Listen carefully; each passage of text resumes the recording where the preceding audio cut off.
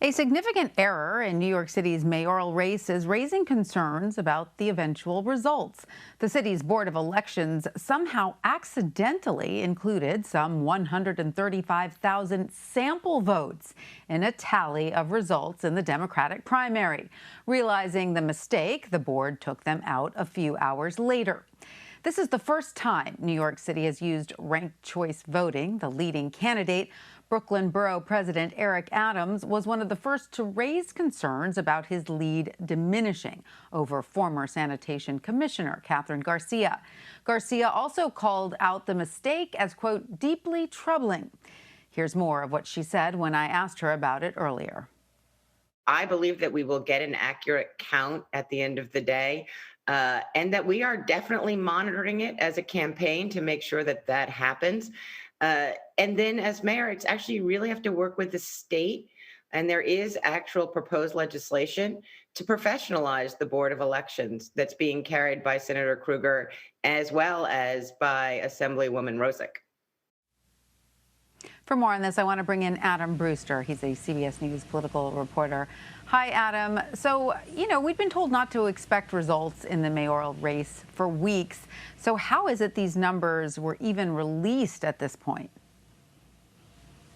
So this was always part of the plan to release some unofficial, incomplete results from the in-person votes that were cast, doing a ranked choice tabulation on the in-person votes that were cast during early voting and on primary day. So this was always part of the plan. And then the absentee ballots, which we know there are about 124,000 absentee ballots that were cast in the Democratic primary, would be factored in later, and it may take until mid-July before all of those are finally counted.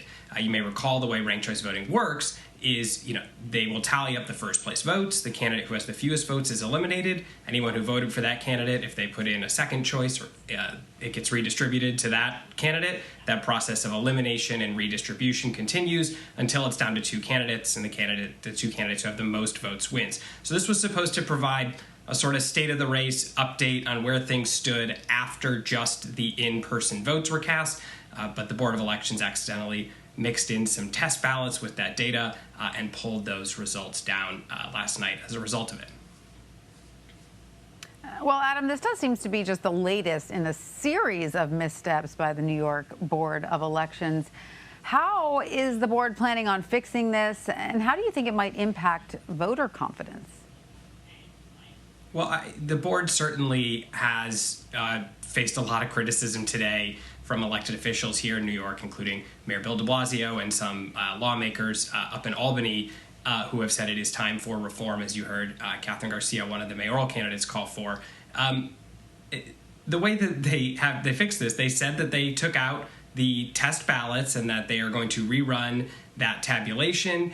Whenever that is finished, though, the results still will not give us a final picture, right? Because they have just started going through the absentee ballots this week. They won't release the report with any absentee results until Tuesday, July 6th, a few days from now. So even if they get this through, the next step would only be more unofficial results. Now, the board, as you mentioned, has had problems before. There were issues with purging voters mistakenly before 2016. There were long lines due to issues with voting equipment in 2018. Last year, it took weeks to settle a contentious congressional primary because of issues with mail-in ballots.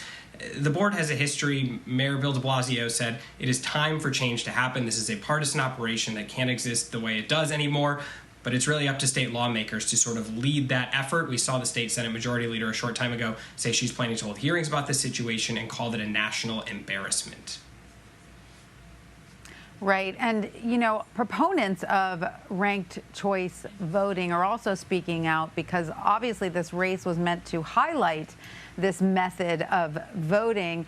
They're saying, look, this error has nothing to do with ranked choice voting. Is that accurate? And do you think that because of this error, it's going to affect the future of ranked choice voting in New York City elections? I think we're going to have to wait and see how this all plays out over the next couple of weeks. Certainly, this was not the start the Board of Elections or ranked choice voting advocates wanted. But it is true that this was an error by the Board of Elections, a human error, not an error. It appears so far from what we've been told with the software or any tabulating or any processing of ranked choice results. So it does not appear to be something that is directly related to ranked choice voting, but rather an issue with the Board of Elections and the administration process. There was some polling by groups who support ranked choice voting put out after the election, exit polling that showed, most voters were satisfied and they want to see it continue in local elections. So voters seem to enjoy the experience. They knew that it was going to take a while for results. Obviously, we've had this one hiccup. As to where it goes from here and what the appetite will be for ranked choice voting in city elections and city primaries in New York going forward, that may take some time. If the candidates all come out and say we had this hiccup, but this was a better process, perhaps this is something the public can accept and continue with going forward, understanding that this was the first test run of it.